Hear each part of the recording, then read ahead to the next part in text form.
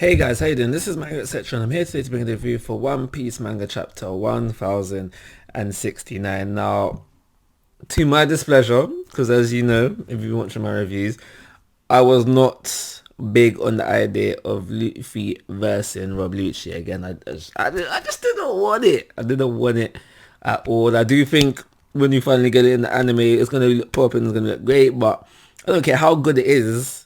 I don't care if it lives up to the hype of the first fight that they had. I'm still going to be in the mindset that I didn't want it, but we're getting it. We've got it. It is what it is. So far, it seems like it's going to be popping. I'm not gonna lie. I'm not gonna lie. I'm not gonna lie. So far, it seems like it's going to be popping. But at the end of the day, something I don't want, but it's not something that I have to live with, and I can accept that. I'm a very accepting guy. I can accept that. I will live with it. I will have my little cry after I record this, and eventually I will get over it. So we find out something that I guess we kind of already knew, that if any fraction of the world government wants to attack a Yonko, they need permission. And as we know, say, Luffy is now a Yonko, so permission was needed before Rob Lucci or any of the other CP0's agents there could attack Luffy. So it made me think, actually no it didn't. It made us know, I guess, that a fight shouldn't happen without permission. But however, Luffy don't follow these same rules. He don't have to follow these same rules. These principles don't apply to him. So once we realize Luffy's side of things, I'm in this mindset, I was like, alright, cool. A fight is going to break loose. And now, part of my gripe, if that's the word I'm looking for, with having a Rob Lucci versus Luffy 2 is simply because I was under the impression that no matter what he done during the time skip, Lucci, I'm talking about, he shouldn't be up to par with Luffy who he is currently at now. Get 5 Luffy. But I was even saying these things back in Dressrosa, so get 4 Luffy even. That was my mindset. That was my kind of thought process on the whole situation. But we do know via this chapter, Lucci has gotten stronger. For one, he has awakened his Devil Fruit ability, and now he's got some flame thing going on. And when I saw that, my first impression here was that it is depicted. It is shown to us. It looks that way simply because I feel like Oda was trying to put in our mindset, he definitely did it for me, that because the design of the flames looks similar to Gear 5, no? So I feel like that's trying to be an implication of to say this form is on a par with Gear 5. That's where I feel like it was going with that. On the other side of things, we know he's going stronger in the sense where he knows Haki, at least ornament, because we see him utilize that within the fight as well. But I feel like the biggest implication here of what we see in this chapter is that the whole flame thing reminiscent to Gear 5, trying to imply it's on Gear 5 level. And Luffy, quite unfortunately, goes straight into Gear 5. I would have liked to see a progressive fight. Maybe not Gear 2, Gear 3, but definitely Gear 4 first, and then flip into Gear 5. I also want to know the mindset of Luffy right now, because obviously this is his first fight prior to learning Gear 5. So was it a thing where Luffy jumped straight into Gear 5 because he felt he needed it? Or is this a thing that Luffy's going to do now? We won't see Gear 2 and Gear 3 and Gear 4 anymore.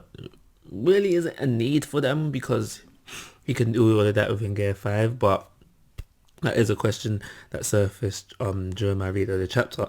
So we don't get to see much in terms of fight choreography. It was more of speed blitzing all over the place. We do get to see, I think, no, it's not the first, but a named Gear 5 attack. I can't remember what it was. Gum Mo something, I think, if I remember him correctly. But a named Gear 5 attack. There's not too many of those out there. It was nice to see a new one. But based on just the speed blitzing and the clash of the fist, that kind of thing, it makes me feel like Oda's trying to imply, and the design of Awakened Rob Lucci, that this new form it's supposed to be on par with Gate 5. That's basically my mindset so far. However, the fight is not over. Luffy could be playing. There's lots of reasons why this might not be the case. And until the fight is all said and done, we see how everyone comes out of the fight. Can't make these implications. However, I would have really liked, honestly, I would have liked that Luffy was stronger, despite all the training rubbish he did, but doesn't seem that that's gonna be the case. So on another side of things, once we visit the Marines within this chapter, we find out that Kizaru is en route to Egghead on another matter. And I was like, yay! Kizaru, my favourite admiral, is en route. And now I got excited because obviously when we saw Kizaru on previous, the last time Kizaru saw the Straw Hats, he spoke to them. He's like, yo, guys. He had things on the wraps until Kuma got there. And kind of ruined things. But it just made me wonder what kind of confrontation they will have if they do meet up. It might not essentially but oh my gosh, Kuma's on his way as well. Kuma's on his way as well. So what if we have a repeat of somebody? What if we have a repeat of that? I'm only playing. I don't think something like that could roll out like that now. Even if we just look at the monster trio, I feel like that would be enough to deal with any animal. But Luffy by himself, I reckon, is able to deal with animal, even if it is Kizaru. But it was a funny thought.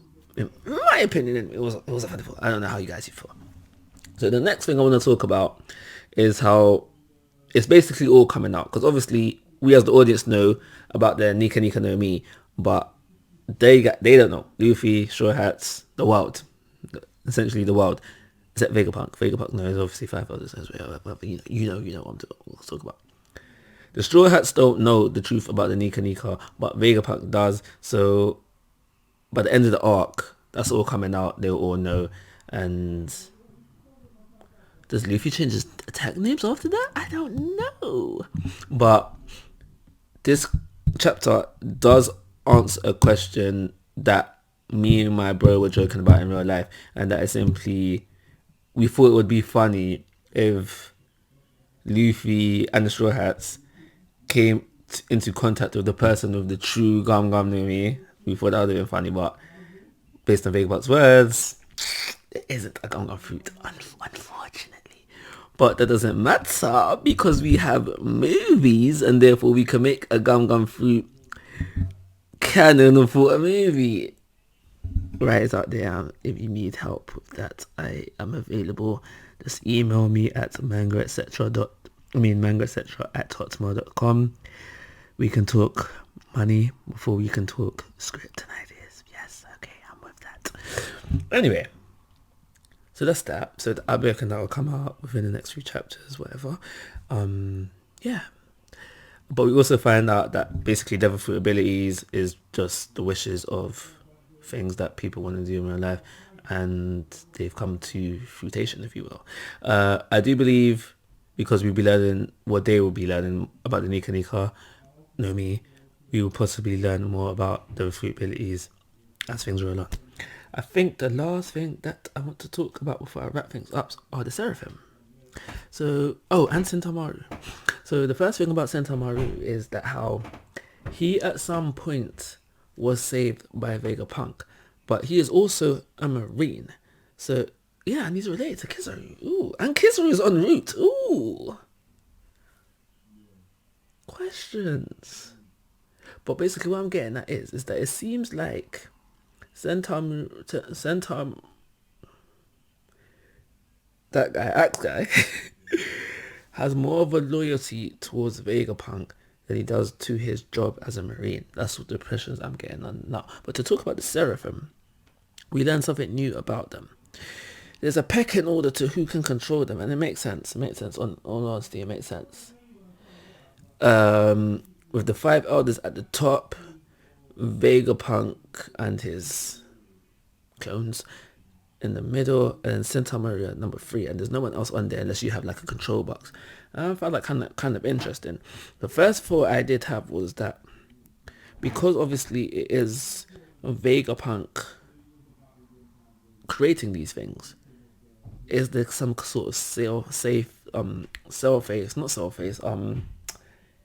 that precautionary measure that he might have implemented for himself? Like, for example, the 5 elders turn up towards him and try to use the seraphim to kill him.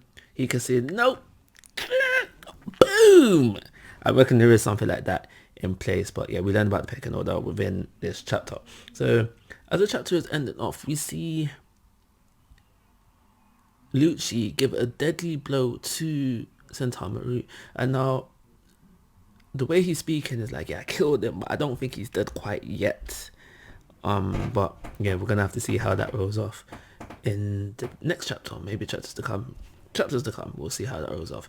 And yeah, I think that is everything to say about this chapter. I'm going to give it a 3-star rating, and of course, guys, I'm asking for your thoughts and opinions. If you haven't already, please go to my YouTube channel. But most importantly, take care. Have a nice day.